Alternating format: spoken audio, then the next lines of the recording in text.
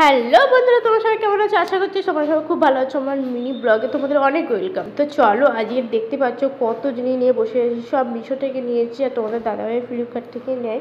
তো সবটাই আজকে শেয়ার করবো কী কী নিয়েছি। তো প্রথমে এখানে দেখতে পাচ্ছ হার।